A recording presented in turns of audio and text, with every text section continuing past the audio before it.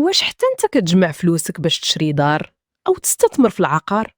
ولكن كيبان لك باللي كازا والرباط ولاو غاليين بزاف. تخيل معايا كون عرفتي المدن اللي غتنفجر فيها اسعار العقار في ال5 سنين الجايه، شحال ديال الفلوس كنتي غتربح؟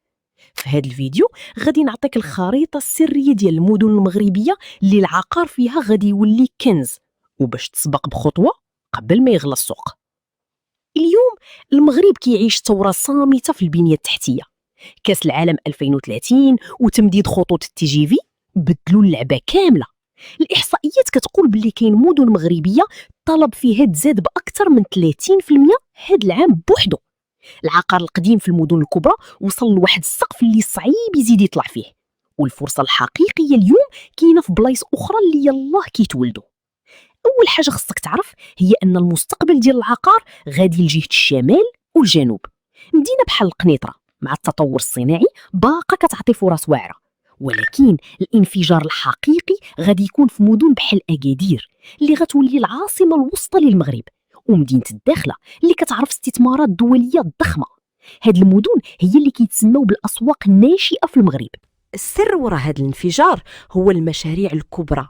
فاش كتشوف مدينة بحال أكادير كيتصاوب فيها تيليفريك وملاعب وطرق جديدة، أو الداخلة اللي كيبنيو فيها ميناء ضخم، خصك تعرف باللي هذه هي إشارة الدخول. المستثمر الذكي ما كيشريش الدار، كيشري المستقبل ديال ديك المنطقة. زائد أن التسهيلات في برامج الدعم المباشر للسكن خلات بزاف ديال الناس يزعموا يشريو، وهذا الشيء كيرفع الطلب وبالتالي الثمن كيطلع. نصيحة ذهبية ليك، ملي تبغي تستثمر في هذه المدن قلب ديما على الأراضي أو الشقق اللي قراب من مشاريع البنية التحتية اللي باقا قيد الإنجاز، ماشي اللي سالات، حيت بمجرد ما كيتقطع الشريط ديال الافتتاح الثمن كيضرب في جوج. ولكن رد البال، كاين أخطاء يقدروا يكلفوك فلوس كاملة. الخطأ الأول هو تشري في منطقة عشوائية ما عندهاش تصميم تهيئة واضح. ديما سير الوكالة الحضرية وسول قبل ما تحط درهم واحد. الخطأ الثاني هو تشري أرض خاوية وتخليها بلا ما تبنيها لسنوات، حيث غادي تخلص عليها ضريبة الأراضي غير المبنية اللي كتاكل من الربح ديالك.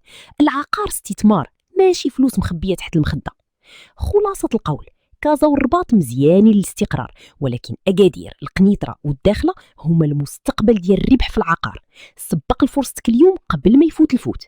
دابا بغيت نعرف رأيك، اشنا هي المدينة في المغرب اللي كيبان لك العقار فيها غادي يطلع بزاف في الأيام الجاية؟ خلي لي سميتها في تعليق باش نناقشوها ونتشوفوا في الفيديو الجاي.